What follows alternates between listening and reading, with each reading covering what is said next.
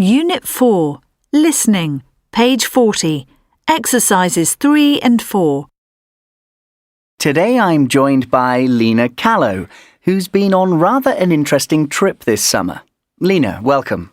Thanks for inviting me. So, Lena, you've just come back from visiting 5 major cities, haven't you? Before you tell us what they were like, can you tell us how this trip came about? Absolutely. Well, I've never liked beach holidays. I think they can end up being a bit boring. And I've always dreamt of travelling round the world, so when this opportunity came up in the summer, I jumped at it. And when you say the opportunity came up, how did it come about exactly?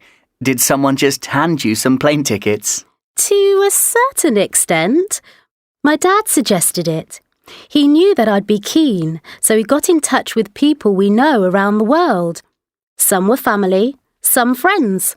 And he arranged for me to stay with each of them for a week or 2. Right. So, which cities did you get to see? Athens, Istanbul, New York, Montreal, and Mexico City. Wow. And now you've seen them all, do you have a favourite? Quite the opposite, actually. I found all of them fascinating in different ways. I'm not sure I'd like to live in any of them, to be honest. I'm more of a country person myself, but to get to visit each of them for a short time was eye-opening. I suppose the one I'd like to go back to most is Montreal. I just felt really comfortable and at home there, but they're all amazing cities. Tell us a few things about each one in turn. What did you like or not like about Athens? Was it what you expected? Absolutely not. I was expecting, I'm not sure why, a really crowded and dirty and polluted city, but it didn't feel like that at all. And it was amazing to see some of the places where European civilization started thousands of years ago. Now, I've never been to either Athens or Istanbul. I imagine they're quite similar though, aren't they? On the contrary, I don't think they're similar at all. Well, some things aren't so different. For example, some of the food's quite similar, I'd say, but the buildings are different. The atmosphere's different.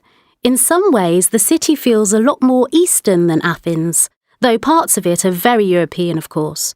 And then you crossed the Atlantic, right? Yes, first to New York and then up to Montreal. New York was, of course, unbelievable. There's just so much to see and do, and everything's so big. It was great to see all the sights.